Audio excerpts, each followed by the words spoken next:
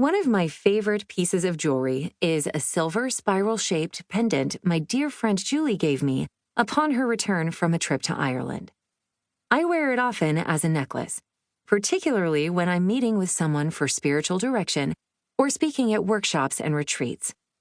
I love this pendant, not only because it reminds me of my special friendship with Julie, but also because of what the shape symbolizes. In the Celtic tradition, this single spiral represents growth, expansion, and the flow of life both inwardly and outwardly. I view it as a beautiful and fitting depiction of the spiritual journey toward a more centered life with God.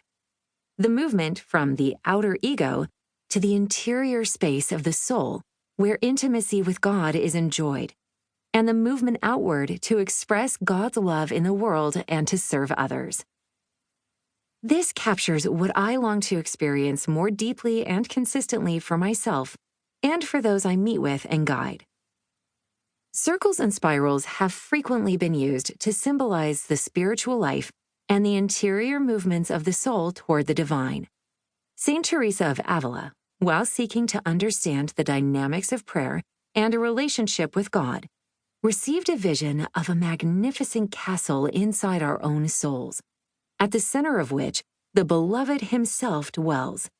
From the center of the soul, God is calling.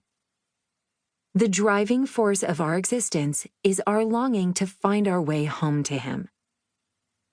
Father Thomas Keating, one of the founders of contemplative outreach, frequently used the image of a spiraling staircase in his video series on the psychological experience of centering prayer, signifying what he called divine therapy, in which a person's pilgrimage toward a freer and fuller experience of life narrows and cycles toward the immovable one at the center.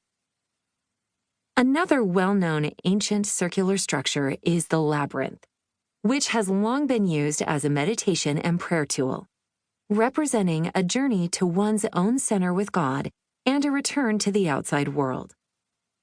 I came upon a labyrinth that took my breath away while hiking in the woods above a retreat center. The wall of the spiraling circle was built with sheared tree limbs, and in the center was a large copper kettle filled with water, reflecting the sky and trees above. My walk toward the center felt truly holy as I slowed my pace, breathed deeply, and took in the beauty and quiet around me.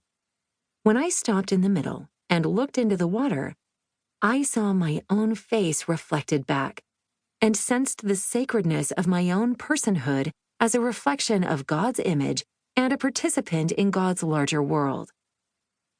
As is usually the case when I take a slow meditative walk along a labyrinth, I felt settled as I journeyed outward, and I left with a renewed awareness of God's love, presence, and guidance.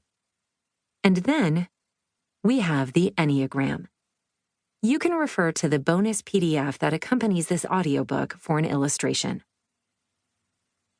The circular symbol, as we know it today, with connecting lines and 9 numbers around the perimeter, was introduced to the modern world in the early 1900s by George Gurdjieff, a philosopher and spiritual teacher who had encountered the Enneagram at some point in his search for ancient wisdom about human transformation. Where he learned it is unclear, but it became a main focus of his work. According to Enneagram teachers Don Richard Risso and Russ Hudson, the system that Gurdjieff taught was a vast and complex study of psychology, spirituality, and cosmology that aimed at helping students understand their objective purpose in life. Gurdjieff also taught that the Enneagram was the central and most important symbol in his philosophy. Many of the components included in Enneagram teachings today, particularly the psychological elements, were not part of Gurdjieff's work, but were added by others later.